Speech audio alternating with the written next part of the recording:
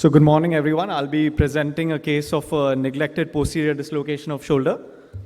So we were presented with a 78-year-old male who was right-hand dominant. He was retired. So he presented to a local orthopedic surgeon with complaints of pain and inability to move the right shoulder. He didn't have any history of trauma or any other comorbidities or any other significant history. These were the radiographs that were taken by the local orthopedic surgeon, and he was diagnosed to have an acute posterior dislocation of the shoulder. Now, the treatment offered to him was a closed reduction, which was done under GA, and an abduction brace was applied.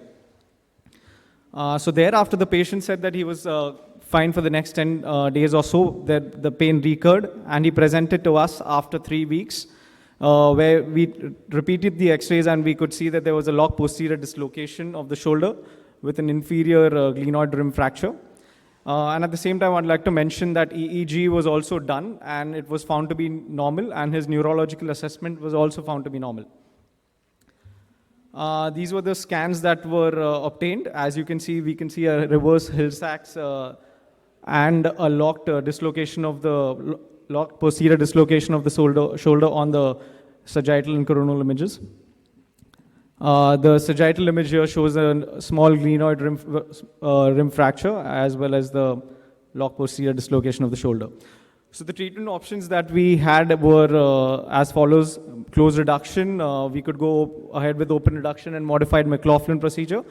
And the other procedures like reverse shoulder and hemiarthroplasty were quite reserved because I think the first two procedures would kind of do the job. So we performed an open modified McLaughlin procedure 4 weeks post the index dislocation.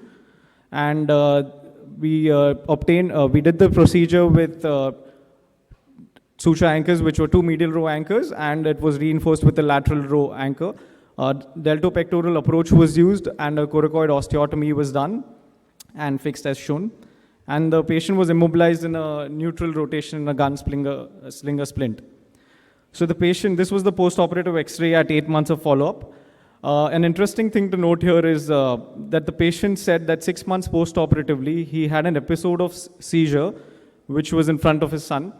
So again, he consulted a neurologist where he was diagnosed to have generalized brain disease, but again, a repeat EEG and neurological assessment was found to be normal.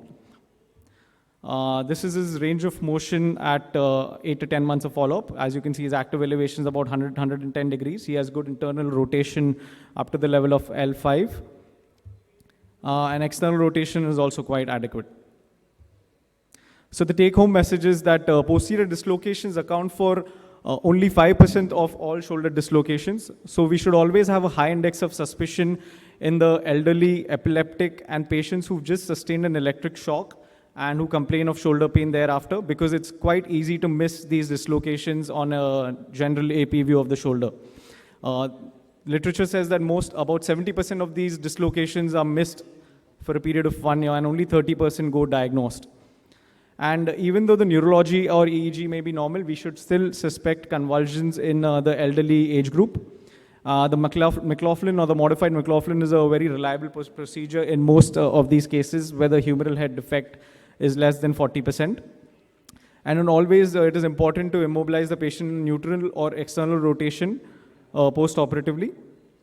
Check X-rays obviously should always be obtained because I think